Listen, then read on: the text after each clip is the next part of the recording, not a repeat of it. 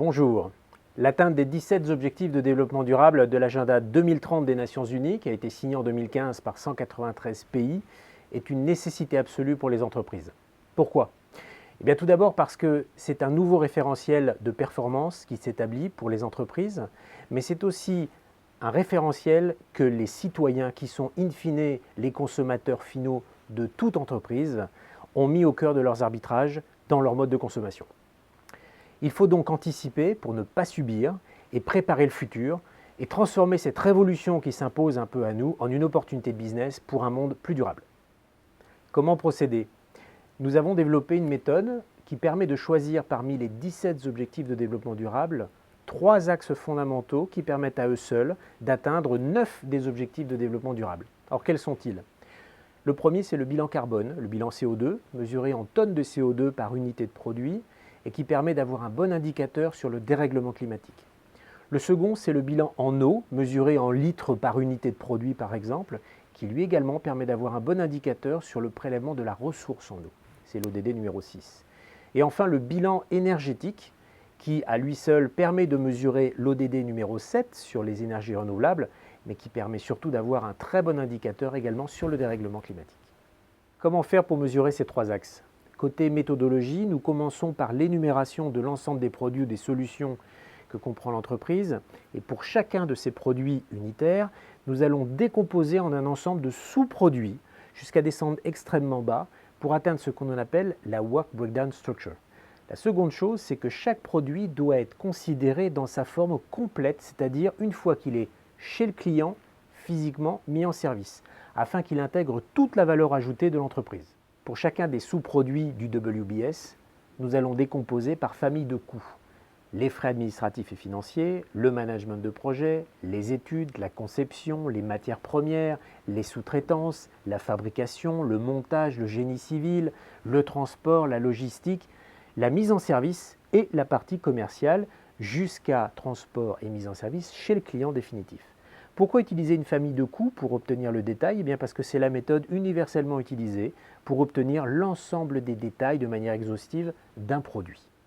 Pour chacune de ces familles de produits, nous allons pouvoir décomposer le bilan carbone, le bilan eau, le bilan énergie et ainsi intégrer ces 3 bilans en un seul qui va nous permettre d'avoir une vision globale de l'impact du produit. Il faudra réitérer cette analyse pour chacun des sous-produits et des sous-modules jusqu'à arriver à ce que l'on appelle des éléments élémentaires, des modules individuels pour lesquels le bilan carbone, eau, énergie est clairement connu ou clairement qualifiable ou clairement identifiable. C'est ce qu'on appelle le score. Et chacun de ces scores va permettre de mesurer l'impact global de votre produit suivant l'un des 3 axes qui a été proposé. Alors pour être efficace, on vous propose une méthode très simple qui est la méthode de Pareto, focalisée sur les 20% des détails qui génèrent 80% des résultats. La règle du 80-20 sera votre meilleur allié dans cette démarche.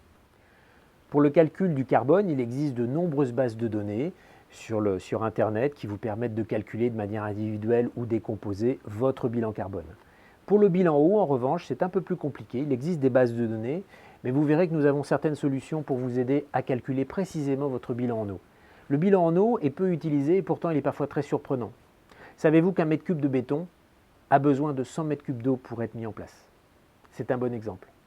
Le bilan énergétique, quant à lui, vient en général de votre processus industriel et il faudra le redécomposer pour savoir exactement jusqu'où arriver en kilowatts par unité de produit. Au vu des chiffres obtenus, parfois très surprenants, il sera nécessaire de repenser votre processus industriel, parfois de le remettre à plat complètement pour atteindre des objectifs clairs en termes de bilan, qu'ils soient carbone, eau ou énergie. Cela peut paraître évident à dire, mais la première des conditions est de le vouloir. Alors, quelle que soit votre position hiérarchique, que vous soyez le patron de l'entreprise, dans ce cas-là, vous pouvez imposer cette démarche, que vous soyez uniquement en charge d'une direction ou d'un département, et là vous pourrez le mettre en place au sein de votre propre comité de direction, ou que vous soyez tout simplement collaborateur, mais que vous avez envie d'être un champion du développement durable, vous pouvez utiliser cette méthode qui vous apprendra beaucoup de choses finalement sur votre processus interne et sur le vrai bilan de votre entreprise. Bref, quelle que soit votre situation, vous aurez sûrement envie que votre entreprise devienne un champion en devenant ce qu'on appelle positive. Positive en termes de carbone, c'est qu'elle consomme du carbone. Positive en eau, c'est qu'elle produise de l'eau. Et positive en énergie, c'est qu'elles produisent de l'énergie. Oui, c'est bien sûr possible, il existe quelques applications aujourd'hui, quelques sociétés qui ont déjà franchi le pas. Si vous aimez les indicateurs, vous pouvez commencer par un audit assez détaillé de l'ensemble des produits. Souvent, les entreprises ne savent pas l'ensemble des produits qu'elles ont. Donc on peut commencer par cette énumération des produits, des solutions, et puis ensuite mettre en place des groupes de travail, parce que tout cela se fait en interne, de manière à maximiser le nombre de participants et que vous puissiez avoir une adhésion la plus large possible à cette démarche, qui est une démarche extrêmement responsable. En fonction des sujets que vous aurez à traiter, nous conseillons à ce que chaque membre du comité de direction soit en charge de l'un de ces axes, de manière à pouvoir avoir du vrai leadership dans la démarche et gagner du temps. La présence de personnes dites outsiders aussi est très importante dans les groupes de travail, car elle permet d'ouvrir la vision et de se poser les bonnes questions, ou quelquefois d'éviter les lieux communs comme on ne va pas regarder ça parce qu'on l'a déjà fait. Il faut au contraire tout revoir, tout repenser, tout remettre sur la table pour avoir accès au véritable bilan et le véritable impact en termes d'objectifs de développement durable.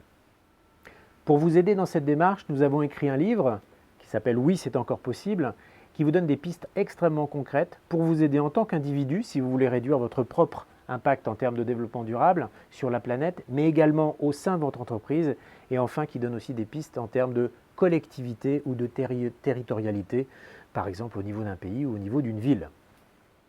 Les 17 objectifs de développement durable des Nations Unies nécessitent un travail collectif et responsable de la part de l'ensemble des acteurs. Et c'est bien au sein des entreprises que tout va se passer. Pourquoi ? Parce que c'est par l'économie que nous allons réussir à atteindre ces objectifs de développement durable. Même s'ils paraissent ambitieux et difficiles à atteindre, oui, ces objectifs sont encore possibles à atteindre.